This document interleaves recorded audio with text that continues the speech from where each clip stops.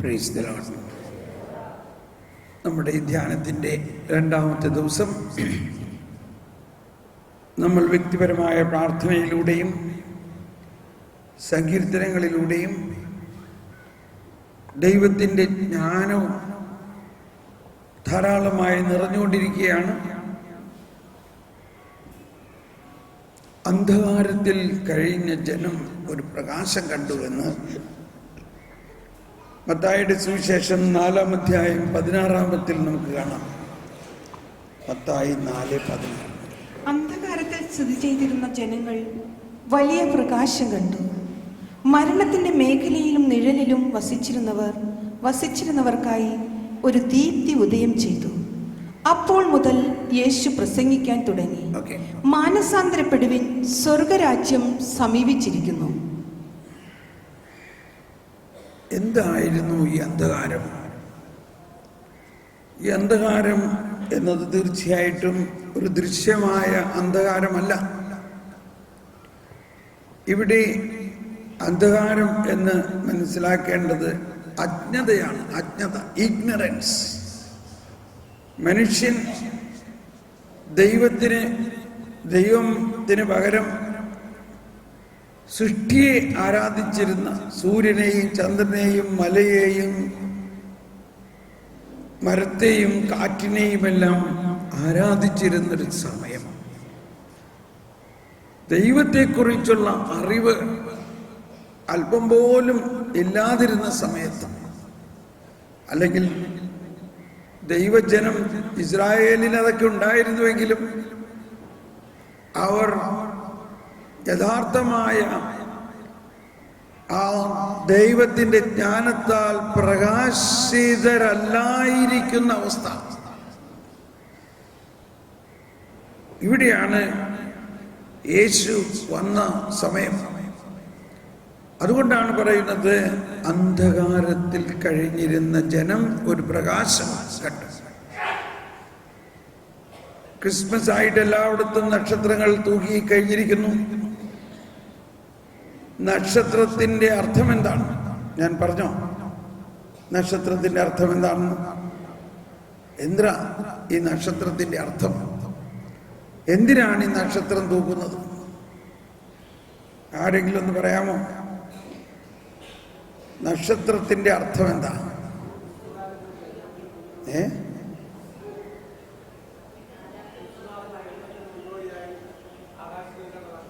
അതെ, അതിന്റെ അർത്ഥം എന്താ? അത് ശരിയാണ്, മുന്നോട്ടിയാണ് ആകാശത്തിലെ നക്ഷത്രം കാണുള്ളൂ. എന്താണ് അതിൻ്റെ ആഴമായ ഒരർത്ഥം? ഈ നക്ഷത്രം കണ്ട് യേശുവിനെ, ഇസ്രായേലിന് രാജാവിനെ അന്വേഷിച്ചു വന്നത് ആരാണ്? പൂജരാജാക്കന്മാർ. ഈ ജ്ഞാനികളായ അവർ ജ്ഞാനികളായിരുന്നു എന്ന് മാത്രമല്ല, അവർ ക്രിസ്ത്യാനികളായിരുന്നോ? അല്ല. അവർ യഹൂദരായിരുന്നോ? അല്ല. അവർ ആരായിരുന്നു? അവർ വിജാതീയരായിരുന്നു. അവർ യഹൂദരോ ക്രിസ്ത്യാനികളോ അല്ല. യഹൂദരല്ല, ക്രിസ്ത്യാനികളല്ല, അവർ വിജാതീയരായിരുന്നു. അതാണ് വിജാതീയർക്ക് വേണ്ടി ഉദയം ചെയ്ത ഒരു പ്രകാശം. ദൈവത്തെക്കുറിച്ചുള്ള ജ്ഞാനമാണത് നക്ഷത്രം. നക്ഷത്രം എന്താണ്? ജ്ഞാനമാണ്. ദൈവത്തെക്കുറിച്ചുള്ള അറിവ് ഈ നക്ഷത്രത്തിലൂടെ അവർക്ക് ലഭിച്ചപ്പോൾ അവർക്കത് മനസ്സിലായി. അതിലൂടെ അവർക്കൊരു ജ്ഞാനം ലഭിക്കുകയും ആ ജ്ഞാനം അവരെ രക്ഷകനായ യേശുവിലേക്ക് നയിക്കുകയും ചെയ്തു. യൂതന്മാരുടെ രാജാവ്, യഹൂദരുടെ രാജാവ്, അല്ലെങ്കിൽ ഇസ്രായേലിൽ ഒരു പുതിയ രാജാവ് വരാൻ പോകുന്നു. അവരൊരിക്കലും ചിന്തിച്ചില്ലായിരിക്കാം ഈ രാജാവ് പറഞ്ഞത് ഒരു കാലിത്തൊഴുത്തിലാണെന്ന്. എന്നാൽ അവർക്ക് കൃത്യമായിട്ട് മനസ്സിലായി, ഈ നക്ഷത്രത്തിലൂടെ നൽകപ്പെട്ട ജ്ഞാനത്തിലൂടെ അപ്പോൾ ഈ നക്ഷത്രം ദൈവത്തിന്റെ ജ്ഞാനമാണ്, ദൈവത്തെക്കുറിച്ചുള്ള അറിവാണ്. ഇന്ന് ഇപ്പോൾ ലോകമെല്ലാം എല്ലാ സ്ഥലങ്ങളിലും നക്ഷത്രം തൂക്കിയിട്ടുണ്ടെങ്കിലും വളരെ അപൂർവം ആളുകൾക്ക് അറിയുള്ളൂ അതിൻ്റെ അർത്ഥം എന്തെന്ന്. നക്ഷത്രം ക്രിസ്മസ് ആയാൽ തൂക്കണം. വലിയ വലിയ പഞ്ചനക്ഷത്ര ഹോട്ടലുകളിൽ വലിയ നക്ഷത്രം തൂക്കും. കാശുള്ളവര് കൂടുതൽ കാശ് ചെലവാക്കി നക്ഷത്രം തൂക്കും. കാശില്ലാത്തവൻ കൊമ്പ് കൊണ്ട് വടി കൊണ്ട് അവൻ തന്നെ ഉണ്ടാക്കി അതുമേ വെള്ളക്കടലാസ് ഒട്ടിച്ച് തൂക്കും. പക്ഷെ ആർക്കും അറിയില്ല എന്തിനാണ് തൂക്കണേന്നോ എന്താ ഇതിന്റെ അർത്ഥമെന്നോ. സ്നേഹമുള്ളവരെ, സത്യം പറയുകയാണെങ്കിൽ നമ്മൾ ഒരുപാട് കാര്യങ്ങൾ ചെയ്യുന്നത് അതിൻ്റെ യഥാർത്ഥ അർത്ഥം അറിയാതെ അങ്ങ് ചെയ്യുകയാണ്. നമ്മൾ മനസ്സിലാക്കേണ്ടത് അതിനെക്കുറിച്ച് ദൈവത്തിൻ്റെ ജ്ഞാനത്തിലൂടെ നമ്മുടെ ബുദ്ധി പ്രകാശിക്കപ്പെട്ട് ചെയ്യുമ്പോഴാണ് ഈ ചെയ്യുന്ന കാര്യങ്ങൾക്ക് തന്നെ വലിയ അനുഗ്രഹം കിട്ടുന്നത്. അപ്പൊ ഈ ക്രിസ്മസിൽ ആ നക്ഷത്രത്തിന്റെ മുമ്പിൽ നിൽക്കുമ്പോൾ, ആ നക്ഷത്രം തൂക്കുമ്പോൾ നമ്മുടെ കുട്ടികളെയും നമ്മളെല്ലാവരെയും പറഞ്ഞ് പഠിപ്പിക്കണം. ഈ നക്ഷത്രം ദൈവത്തെക്കുറിച്ചുള്ള അറിവാണ്. വിജാതീയ രാജാക്കന്മാർക്ക് ജ്ഞാനം കൊടുത്തുകൊണ്ട് ആ ജ്ഞാനികളെ ദൈവത്തിലേക്ക് അടുപ്പിക്കുകയും ദൈവത്തെ അന്വേഷിക്കാൻ ഇറങ്ങുകയും ചെയ്തത് ഈ നക്ഷത്രത്തിനാലാണ്. വരുവിൻ, നമുക്ക് ജ്ഞാനത്തിന്റെ പുസ്തകം 7-ാം അധ്യായത്തിൽ നമ്മൾ ഇന്നലെ തുടങ്ങിയ ആ പ്രയാണത്തിലേക്ക് നീങ്ങാം. ജ്ഞാനം 7-ാം അധ്യായത്തിൽ രാജാവ് പറയുകയാണ്, അല്ലെങ്കിൽ അല്പം കൂടി മുന്നോട്ട് 6-ാം അധ്യായത്തിലെ ഇന്നലെ പറഞ്ഞ കാര്യങ്ങൾ ഒന്നുകൂടി നമുക്ക് കേൾക്കാം. 4 കാര്യങ്ങളാണ് ജ്ഞാനം ലഭിക്കുന്നതിന് അവിടെ നമ്മൾ കേട്ടത്. 6-ാം അധ്യായത്തിൽ 11-ാമത്തെ വചനത്തിൽ പറയുന്നു, എന്റെ വചനങ്ങളിൽ അഭിലാഷം അർപ്പിക്കുവിൻ, അവയോട് തീവ്ര അഭിനിവേശം കാണിക്കുവിൻ, നിങ്ങൾക്ക് ജ്ഞാനം ലഭിക്കും. എല്ലാവരും നേറ്റ് പറഞ്ഞോട്ടെ. എന്റെ വചനങ്ങളിൽ അഭിലാഷം അർപ്പിക്കുവിൻ, അവയോട് തീവ്ര അഭിനിവേശം കാണിക്കുവിൻ, നിങ്ങൾക്ക് ജ്ഞാനം ലഭിക്കും. അപ്പൊ ജ്ഞാനം ലഭിക്കുന്നതിനുള്ള ഒരു മാർഗം വചനത്തിലൂടെ, വചനത്തോട് തീവ്ര അഭിനിവേശം കാണിക്കുവിൻ, എൻ്റെ വചനങ്ങളിൽ അഭിലാഷം അർപ്പിക്കുവിൻ. ഇതൊന്ന് നമ്മളെ സംബന്ധിച്ച് കേരളത്തിൽ എല്ലാവരുടെ കയ്യിലും ബൈബിളുണ്ട്, പക്ഷെ വീട്ടിൽ വെച്ചുകൊണ്ട് വന്നിരിക്കുകയാണെന്ന് അർത്ഥം. എല്ലാവരും, ഞാൻ ഉദ്ദേശിച്ചത് നിങ്ങളെല്ലാവരുടെയും കയ്യിൽ ബൈബിൾ ഉണ്ടാകുമെന്നാണ് ഉദ്ദേശിച്ചത്. അപ്പോൾ അതിൽ തന്നെ നമുക്ക് മനസ്സിലാക്കാം ആ വചനത്തോടുള്ള തീവ്ര അഭിനിവേശത്തെ.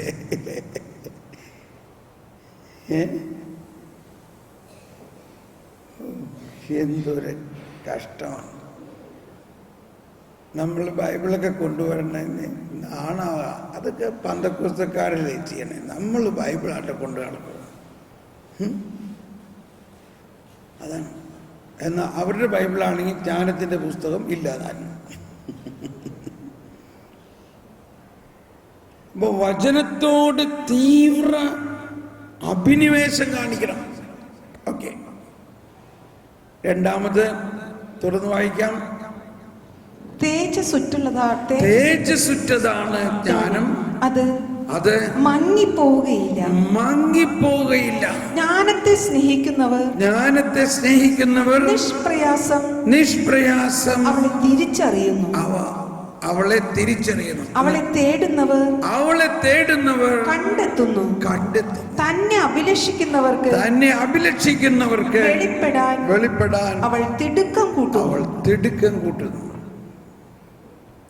ജ്ഞാനത്തെ സ്നേഹിക്കുന്നവർക്ക്, ജ്ഞാനത്തെ അഭിലഷിക്കുന്നവർക്ക്, ജ്ഞാനത്തെ തേടുന്നവർക്ക് ജ്ഞാനം എളുപ്പം കിട്ടും. ഇനി അടുത്തത് പ്രഭാതത്തിൽ ഉണർന്ന് അവളെ തേടുന്നവർ പ്രയാസം കൂടാതെ അവളെ കണ്ടുമുട്ടും. അവൾ വാതിക്കൽ കാത്തു നിൽപ്പുണ്ട്. തന്നെ കാത്തു. അവളിൽ ചിന്തയുറപ്പിക്കുന്നതാണ് വിവേകത്തിന്റെ പൂർണ്ണത.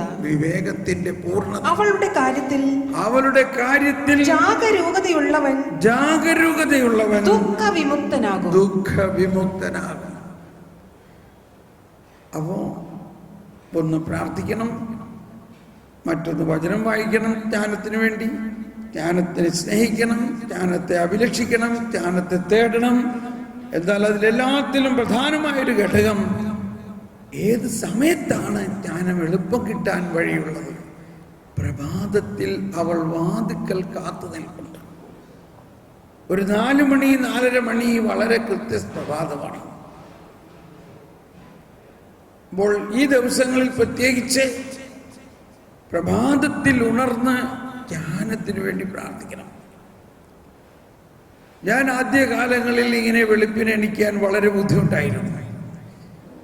പക്ഷേ ഈ വചനം വായിച്ചപ്പോൾ എനിക്ക് മനസ്സിലായത്, എന്നെ കാത്താരോ നിൽക്കുന്നു പ്രഭാതത്തിൽ. ഉറങ്ങുന്നതിന് മുമ്പ് തന്നെ ആ ബോധ്യത്തിലാണ് ഞാൻ ഉറങ്ങുന്നത്. രാവിലെ എണീക്കണം, കാരണം ഞാനും എന്നെ കാത്ത് നിൽക്കുകയാണ്. അങ്ങനെ ആ ഒരു ആഗ്രഹത്തോടു കൂടി ഉറങ്ങുമ്പോൾ പെട്ടെന്ന് 4 മണി 4:30 മണിക്ക് ചാടി എണീക്കും. കാരണം ജ്ഞാനം നമ്മളെ നോക്കി നിൽക്കണോ? ഇതാണ് നമ്മളിലുണ്ടാകേണ്ട ഒരു വ്യത്യാസം.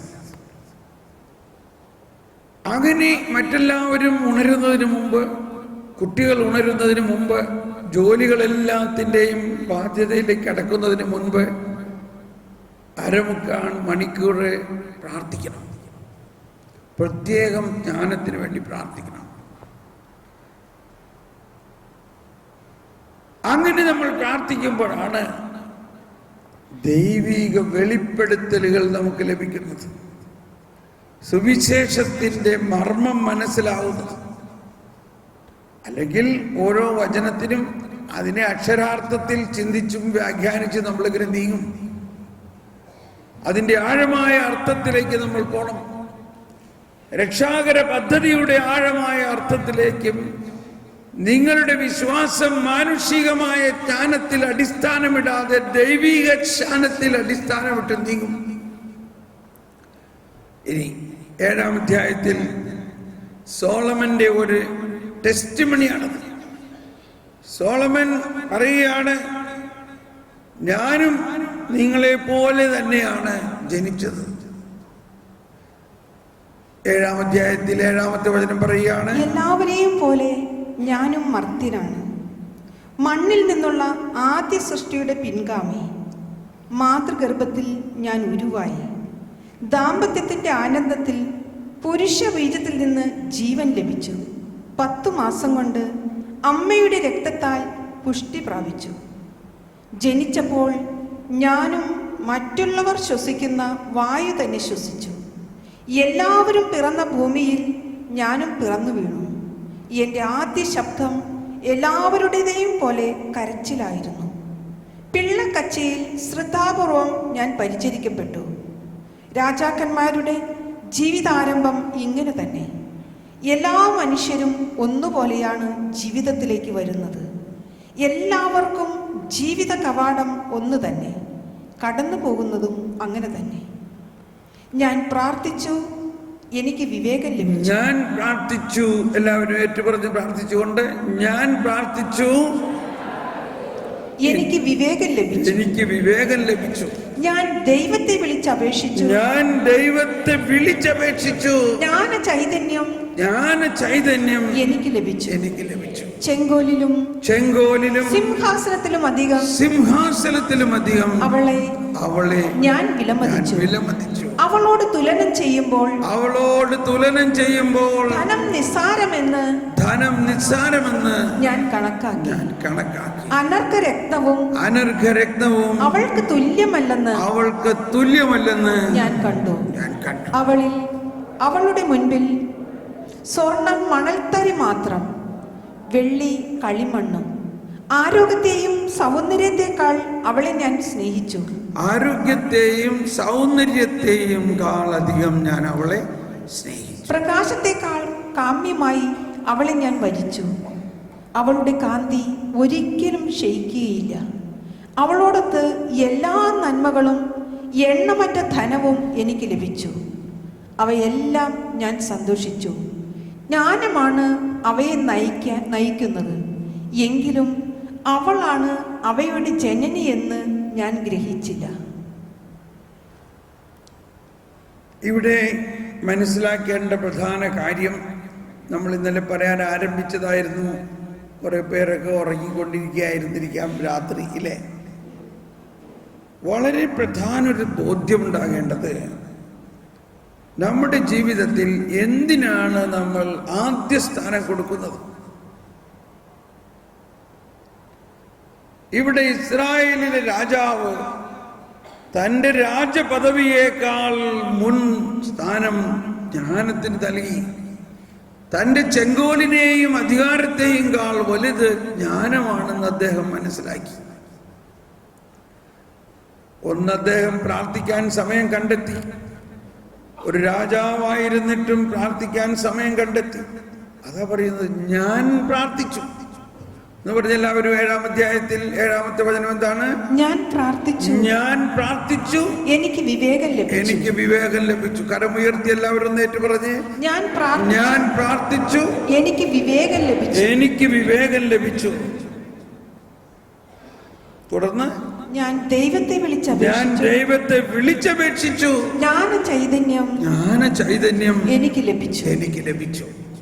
അപ്പോ നമുക്ക് ആദ്യം ഉണ്ടായിരിക്കേണ്ട ഒരു ജ്ഞാനം നമ്മൾ എന്ത് പ്രാർത്ഥിക്കണം എന്നുള്ളതാണ്. മാത്രമല്ല, എന്തെല്ലാം ജോലി തിരക്കുണ്ടായാലും 3 നേരം ഭക്ഷണം കഴിക്കാൻ നമ്മൾ മറന്നു പോകാറില്ലല്ലോ, ഇല്ലേ? നമ്മൾക്ക് ഉച്ചയാകുമ്പോഴേക്കും നല്ല വിശപ്പ് തുടങ്ങും. എന്ന മാതിരി നമ്മുടെ ആത്മാവിനൊരു വിശപ്പുണ്ട്, ആത്മാവിനൊരു ദാഹമുണ്ട്. പ്രഭാതത്തിൽ തന്നെ നമ്മൾ പ്രാർത്ഥിക്കണം. ജ്ഞാനത്തിന് വേണ്ടി പ്രാർത്ഥിക്കണം എന്ന് മാത്രമല്ല, അത് ഏറ്റവും സുപ്രധാനമായ ഒരു പ്രാർത്ഥനയാണെന്ന് മനസ്സിലാക്കി പ്രാർത്ഥിക്കണം. മറ്റെല്ലാ പ്രാർത്ഥനകളെയും വലുത പ്രാർത്ഥനയാണ്. കാരണം ദൈവത്തിൻ്റെ ജ്ഞാനം നമ്മിലേക്ക് ഒഴുകിയാൽ മാത്രമേ മറ്റുള്ള കാര്യങ്ങൾക്കെല്ലാം നമ്മൾക്ക് അർത്ഥമുണ്ടാകുകയുള്ളൂ. ദൈവത്തെക്കുറിച്ച് തന്നെയുള്ള അറിവ് നമുക്ക് ലഭിക്കുകയുള്ളൂ. ഈശോയുടെ ബാല്യകാലത്ത് നമ്മൾ മനസ്സിലാക്കി, ശിശു വളർന്ന് ജ്ഞാനം നിറഞ്ഞ് ശക്തനായി എന്നല്ലാവരും പറഞ്ഞ്, ശിശു വളർന്ന് ജ്ഞാനം നിറഞ്ഞ് ശക്തനായി. അവന്റെ ബുദ്ധിശക്തി കേട്ടവരെല്ലാം അതിശയിച്ചു. 7-ാം അധ്യായത്തിൽ 8-ാമത്തെ വചനത്തിൽ പറയുന്നത് വായിക്കാം. ചെങ്കോലിലും സിംഹാസനത്തിലും അധികം അവളെ ഞാൻ വിലമതിച്ചു. അവളോട് തുലനം ചെയ്യുമ്പോൾ ധനം നിസ്സാരമെന്ന് ഞാൻ കണക്കാക്കി. മനസ്സിലാക്കണം, നമ്മൾ എന്തിന് 1-ാം സ്ഥാനം കൊടുക്കണം?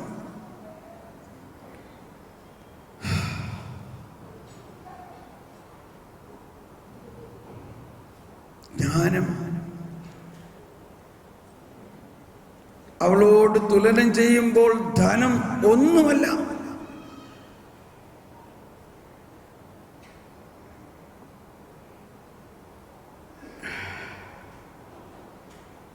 എവിടേക്കാ നമ്മൾ പോകുന്നതെന്ന് ഇപ്പോൾ മനസ്സിലാവുന്നുണ്ടില്ലേ?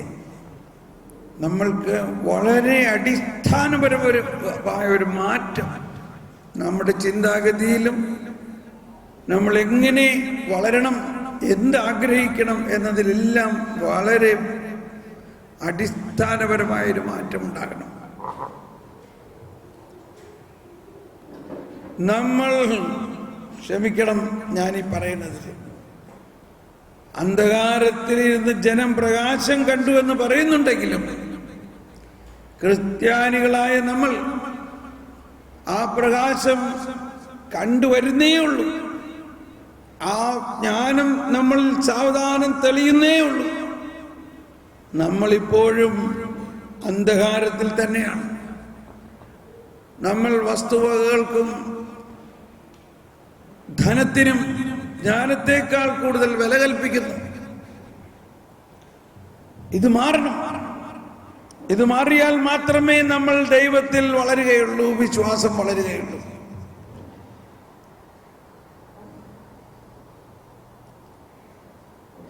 അത്ര എളുപ്പമുള്ള കാര്യമൊന്നുമല്ല അല്ലേ? അതത്ര എളുപ്പമുള്ള കാര്യം അല്ല. അതാണ്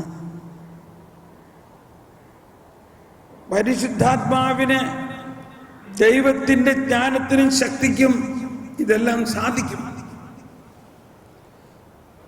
ഞാൻ നല്ല ജോലി ചെയ്തിരുന്ന കാലഘട്ടത്താണ് കർത്താവ് എന്നോട് പറഞ്ഞത് അതെല്ലാം വിട്ട് ദൈവവചന ശുശ്രൂഷയിലേക്ക് തിരിയാൻ. ഒരാളും എന്നെ സപ്പോർട്ട് ചെയ്തില്ല, ആരും എന്നെ സഹായിച്ചില്ല. എല്ലാവരും അവരവരുടെ ബുദ്ധി അനുസരിച്ച് പറഞ്ഞു, അയ്യോ നീയും കുടുംബമുള്ളവനാണ്, ജോലിയൊക്കെ ഇല്ലാണ്ടായി കഴിഞ്ഞാൽ പിന്നെ എങ്ങനെ ജീവിക്കും? അതുകൊണ്ട് നീ ആ ജോലിയൊക്കെ ചെയ്ത് കാശൊക്കെ ഉണ്ടാക്കുകയും വേണം, അതിനിടയ്ക്ക് സമയം കിട്ടുന്ന നേരത്തൊക്കെ കുറച്ച് ദൈവവചനമൊക്കെ ചെയ്യും. ശനിയാഴ്ച ഞായറാഴ്ചയൊക്കെ ചെയ്യാലോ, ബാക്കിയുള്ള ദിവസം എല്ലാം ജോലി ചെയ്യും, കാശുണ്ടാക്കും, കുടുംബം വളർത്തും. പക്ഷേ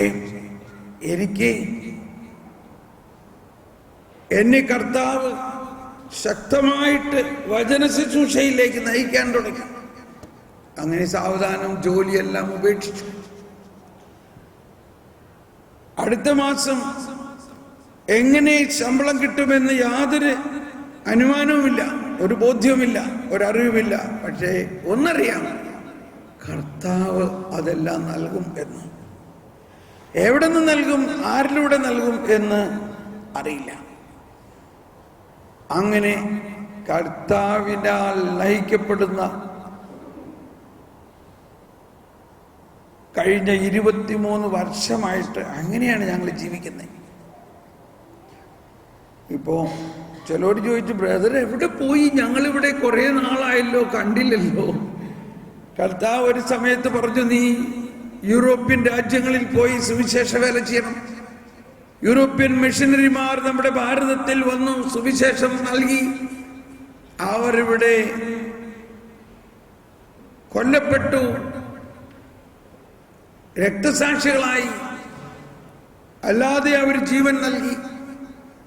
കർത്താവ് പറഞ്ഞു, ഇനി അവർക്ക് വേണ്ടി അവർ ചെയ്ത ആ പ്രവൃത്തികൾക്ക് പ്രത്യുത്തരമായിട്ട് നീ യൂറോപ്പിൽ പോയി അവരെ സഹായിക്കണം. അല്ലാണ്ട് അവിടെ പോയി താവളമടിക്കാനോ സ്വത്ത് സമ്പാദിക്കാനോ ഒന്നും അല്ല പോയത്. അവിടെ പോയി ധാരാളം നിത്യാരാധനാ സെന്ററുകൾ തുടങ്ങി, വലിയ ശുശ്രൂഷകൾ തുടങ്ങി. അങ്ങനെ ഇപ്പോൾ കുറേ സമയം അവിടെയും പിന്നെ കുറേ സമയം ഇവിടെയും. സുവിശേഷ വേലയ്ക്ക് വേണ്ടി മാത്രമാണ് അവിടേക്ക് പോയത്. അവിടെ താമസമുറപ്പിക്കാനോ സെറ്റിലാകാനോ ഒന്നും അല്ല അവിടെ പോയത്. അവിടെ നമുക്ക് യാതൊരു സെറ്റിൽമെന്റുമില്ല, ഭവനവുമില്ല, ഒന്നുമില്ല. സുവിശേഷം പ്രഘോഷിക്കുന്നതിന് മാത്രമാണ്. സ്ഥലം കാണാനോ കണ്ട് ആസ്വദിക്കാനോ അല്ല, ആത്മാക്കളെ നേടാൻ വേണ്ടി മാത്രമാണ് പോയത്.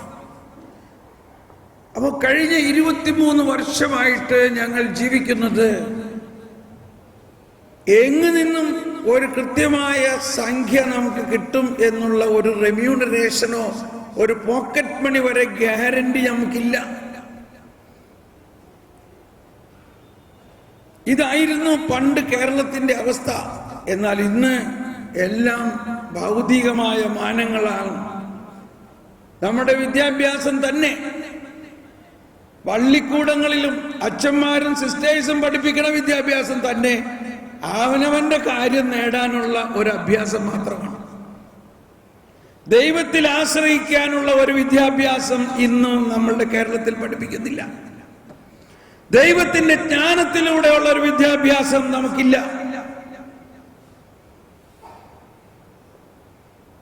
ക്ഷമിക്കണം. അതുകൊണ്ടാണ് വിദ്യാസമ്പന്നരായ ആളുകൾ തന്നെ ഒരല്പം പ്രയാസമുണ്ടാകുമ്പോ ഉടനെ ചിന്തിക്കുന്നത് ജീവിതം അങ്ങ് അവസാനിപ്പിക്കാം, ഒരു നിവൃത്തിയിൽ എവിടെ ചെല്ലണം. കാരണം അവർ ലക്ഷ്യം വെച്ചിരിക്കുന്നത് ഒരു മെറ്റീരിയൽ പൊസഷനെയാണ്. അത് തകരുമ്പോൾ പിന്നെ എന്ത് ചെയ്യണമെന്ന് അറിഞ്ഞൂടാ. എന്നാൽ നമ്മൾ ലക്ഷ്യം വെക്കേണ്ടത് ദൈവത്തിന്റെ ജ്ഞാനവും ദൈവത്തെയും ആണെങ്കിൽ നമുക്കൊരിക്കലും അത് നഷ്ടപ്പെടില്ല. അത് നഷ്ടപ്പെടാത്ത അചഞ്ചലമായ അനന്തമായ ഒരിക്കലും നഷ്ടപ്പെടാത്ത ഒരു നിധിയാണത്. കുറച്ച് നാൾ മുമ്പ് അമേരിക്കയിലെല്ലാം പോയപ്പോൾ നമ്മുടെ കത്തോലിക്ക മലയാളി സമൂഹത്തിലുള്ള ചെറുപ്പക്കാർ ചിലർ ആത്മഹത്യ ചെയ്ത കാര്യം പറഞ്ഞു. എന്തുകൊണ്ടാണ് ആത്മഹത്യ ചെയ്യുന്നത്? അവരുടെ ഹൃദയത്തിൽ കരുത്തില്ല. നിസ്സാര പ്രശ്നം മതി, പരീക്ഷയിൽ തോറ്റത് കൊണ്ടല്ല. മാതാപിതാക്കൾ എന്ത് പറയും? മാതാപിതാക്കളെ ഭയപ്പെട്ടും അവരുടെ ആകാംക്ഷ അവർക്ക് എങ്ങനെയെങ്കിലും മകളെ പഠിപ്പിച്ച് വലിയ ആളാക്കണം. പക്ഷെ അത് തകർന്നു. മാതാപിതാക്കൾക്കും വിഷമം, കുഞ്ഞുങ്ങൾക്കും വിഷമം. അപ്പൊ നമ്മളുടെ ആത്മീയ വളർച്ച, വിശ്വാസ വളർച്ച പള്ളിയിലും ബൈബിളിലും മാത്രം ഒതുങ്ങി നിൽക്കുന്ന വളർച്ചയല്ല, നമ്മളുടെ അനുദിന ജീവിതത്തിന്റെ വളർച്ചയാണ്. അനുദിന ജീവിതത്തിൽ നമ്മൾ എങ്ങനെ വിശ്വാസത്തിൽ വളരണം, അതിന്റെ പ്രധാന ഒരു രഹസ്യമാണ് ഇവിടെ നമ്മൾ കേട്ടത്. ചെങ്കോലിലും അധികാരത്തിലും വലുത് ജ്ഞാനമാണെന്ന് മനസ്സിലാക്കണം. നമ്മളുടെ ഉദ്യോഗവും പദവിയിലെല്ലാം വലുത് ജ്ഞാനമാണ്. ഒരു ഉദ്യോഗമില്ലാതെ കർത്താവായ യേശുക്രിസ്തുവിന്റെ ഉദ്യോഗത്തിലാണ് ഞങ്ങൾ. എന്നിട്ട് ഞങ്ങൾക്ക് എന്ത് വലുത് നഷ്ടപ്പെട്ടോ?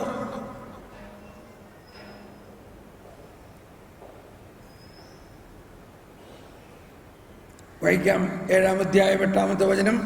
ചെങ്കോലിലും സിംഹാസനത്തിലും അധികം അവളെ ഞാൻ വിലമതിച്ചു. അവളോട് തുലനം ചെയ്യുമ്പോൾ ധനം നിസ്സാരമെന്ന് ഞാൻ കരുതി. ഒന്നെല്ലാവരും ഒന്ന് ഏറ്റു പറഞ്ഞേ, അതൊന്ന് ഹൃദയത്തിൽ തറയട്ടെ.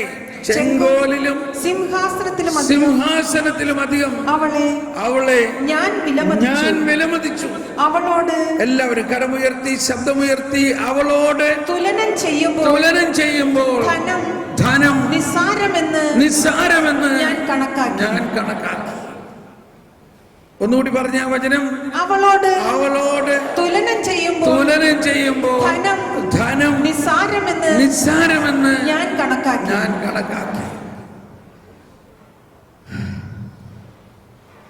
ഇത് സ്വീകരിക്കാൻ പറ്റുന്നുണ്ടോ? ഇവിടെ ഇരുന്നൊക്കെ സ്വീകരിക്കാൻ പറ്റുന്നുണ്ട്. വീട്ടിൽ ചെല്ലുമ്പോ ഇനി എന്താവും അറിഞ്ഞൂടാ, ഇല്ലേ? ജ്ഞാനം ലഭിച്ചു കഴിയുമ്പോഴാണ് അത് മനസ്സിലാവുന്നത്. ജ്ഞാനമാണ് ഏറ്റവും വലിയ ധനം. ഒരു വചനം, ഇതിപ്പോ എത്രാമത്തെ നമ്മൾ വായിച്ചേ? 7-ാം അധ്യായം. 8-ാം അധ്യായത്തിൽ 5-ാമത്തെ വചനം ഒന്ന് വായിച്ചേ. 8-ാം അധ്യായത്തിൽ 5-ാമത്തെ വചനം. ധനസമ്പാദനം ജീവിതത്തിന് അഭികാമ്യമാണെങ്കിൽ സർവ്വതും സാധ്യമാക്കുന്ന ജ്ഞാനത്തിലുപരി ധനം എന്തുണ്ട്? ഒന്നെല്ലാവരും കരമുയർത്തി ഏറ്റു പറഞ്ഞുകൊണ്ട്. ധനസമ്പാദനം ജീവിതത്തിന് കാമ്യമാണെങ്കിൽ സർവ്വവും സാധ്യമാക്കുന്ന ജ്ഞാനത്തിലുപരി ധനം എന്തുണ്ട്? ഒന്നുകൂടി എല്ലാവരും ഏറ്റു പറഞ്ഞുകൊണ്ട്. ധനസമ്പാദനം ജീവിതത്തിന് അഭികാമ്യമാണെങ്കിൽ സർവ്വതും സാധ്യമാക്കുന്ന ജ്ഞാനത്തിലുപരി ധനം എന്തുണ്ട്?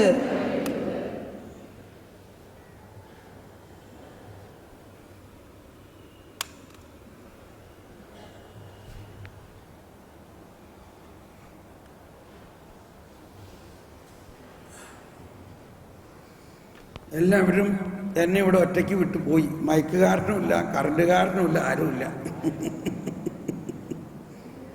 മാത്യൂസ് എവിടെ? ഈ ഫാനൊന്നും വർക്ക് ചെയ്യാത്ത എന്താ നോക്കുക.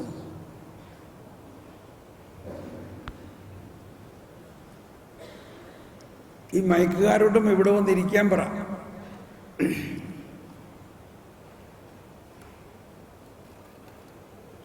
Thank you. ഒന്നുകൂടി എല്ലാവരും പറഞ്ഞേ. ധനസമ്പാദനം ജീവിതത്തിന് അഭികാമ്യമാണെങ്കിൽ സർവ്വതും സാധ്യമാക്കുന്ന ജ്ഞാനത്തിലുപരി ധനം എന്തുണ്ട്? ഇതിന്റെ ഓഡിയോ ഒരല്പം കൂടി, അല്ലെങ്കിൽ ഈ ഫീഡ്ബാക്ക് ഒരല്പം കൂട്ടിയാൽ മതി എന്നാണ് അവരെ വിളിച്ചത്.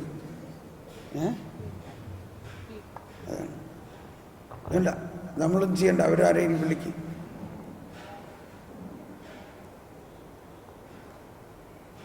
ഓക്കെ.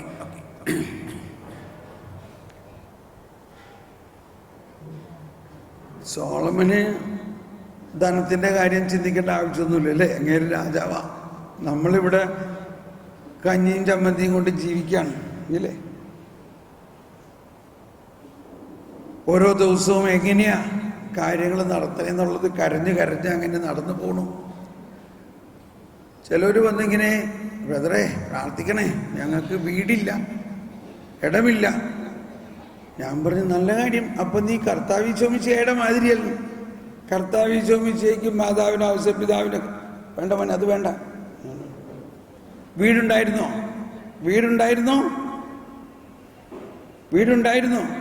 ഇല്ല.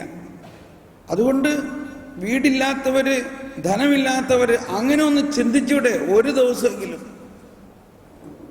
നമ്മൾക്ക് യാതൊരു ഗമയില്ല, യാതൊരു കഴിവില്ല. മോനെ ഇതൊന്ന് അഡ്ജസ്റ്റ് ചെയ്ത് ഇത്തിരി ഫീഡ്ബാക്ക് കൂട്ടിയ. നീ ഇവിടെ തന്നെ ഇരിക്കണം, ഇവിടെ നിന്ന് പോകരുത്. Praise the Lord. Very good. ഇപ്പോഴും ഫീഡ്ബാക്ക് ആയില്ലേ? ഇതൊന്ന് പറഞ്ഞു നോക്കി. Praise the Lord. ഈ മൈക്ക് ഒരു അല്പം കൂട്ടി. ഈ മൈക്കിൻ്റെ മൈക്ക് ഗെയിൻ കൂട്ടതിൻ്റെ, ഇതിൻ്റെ ഗെയിൻ കൂട്ട്. ഇത്തിരി അടുപ്പിച്ച് വെച്ച് പറഞ്ഞ്. Praise the Lord. ഇത്രയും വലിയ മിഷനുണ്ടായിട്ട് ഒച്ച കേട്ടില്ലെങ്കിൽ പിന്നെ എന്താണ് പ്രയോജനം? അവിടെ അവസാനം ഇരിക്കുന്നവർക്കെല്ലാം കേൾക്കാമോ ശരിക്കും?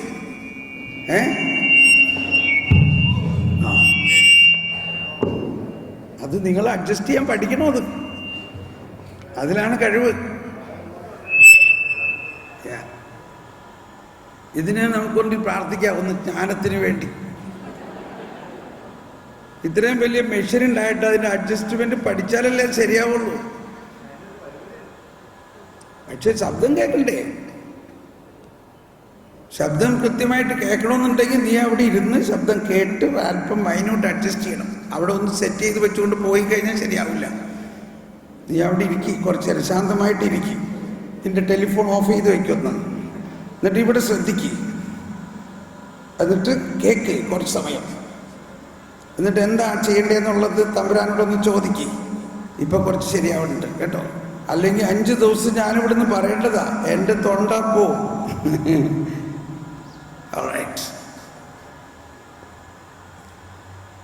നമുക്കൊന്ന് സ്തുതിച്ച് പ്രാർത്ഥിക്കാം. കർത്താവേ സ്തോത്രം, യേശുവേ സ്തോത്രം, യേശുവേ മഹത്വം. ഒന്ന് എഴുന്നേറ്റ് നിൽക്കാം. എല്ലാവരും ഒന്ന് എഴുന്നേറ്റ് നിന്നുകൊണ്ട്, എല്ലാവരും എഴുന്നേറ്റ് നിന്നൊന്ന് സ്തുതിക്കാം. യേശുവേ സ്തോത്രം, യേശുവേ മഹത്വം, യേശുവേ ആരാധന, യേശുവേ ആരാധന. പരിശുദ്ധാത്മാവേ സ്തോത്രം, പരിശുദ്ധാത്മാവേ നന്ദി. Hallelujah, hallelujah, hallelujah, hallelujah, hallelujah, hallelujah. Hallelujah, hallelujah, hallelujah.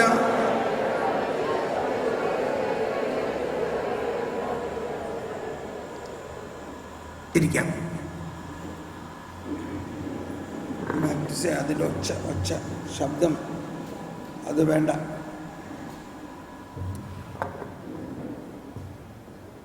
ചെങ്കോലിലും സിംഹാസനത്തിലും, നമ്മൾക്ക് വലിയ ചെങ്കോലും സിംഹാസനമൊന്നും ഇല്ലായിരിക്കാം, പക്ഷെ അതിൻ്റെ അർത്ഥം ഇതാണ് മനസ്സിലാക്കേണ്ടത്. ഇസ്രായേലിലെ രാജാവിൻ്റെ ആ രാജപദവിയേക്കാൾ വലുതായിട്ട് അദ്ദേഹം ജ്ഞാനത്തിനെ പരിഗണിച്ചു. ജ്ഞാനമാണ് രാജപദവിയേക്കാൾ ശ്രേഷ്ഠമെന്ന് അദ്ദേഹം മനസ്സിലാക്കി. നമ്മുടെ ജീവിതത്തിൽ എന്തെല്ലാം പദവികൾക്ക് വേണ്ടി നമ്മൾ കഷ്ടപ്പെടുന്നു, നമ്മൾ എങ്ങനെയെങ്കിലും പഠിച്ച് വലിയ ആളാകണം, അതിലൊരു കാര്യമില്ല. പൊള്ളയാണ് ആ സിദ്ധാന്തം. ക്ഷമിക്കണം.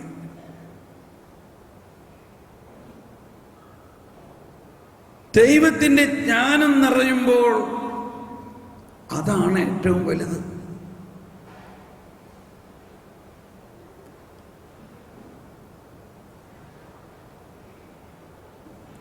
തുറന്ന് വായിക്കാം. ഇതെല്ലാം നമ്മൾ എന്തിനു വേണ്ടിയാണ് കേൾക്കുന്നത്? ജ്ഞാനം നമുക്ക് ലഭിക്കണമെങ്കിൽ അതിനുണ്ടായിരിക്കേണ്ട ഒരു പ്രത്യേക ആവശ്യം ജ്ഞാനമാണ് ഏറ്റവും വലുത് എന്ന് മനസ്സിലാക്കുമ്പോഴാണ്. ജ്ഞാനത്തിന് അതിനാവശ്യമുള്ള മഹത്വം കൊടുക്കുന്നില്ലെങ്കിൽ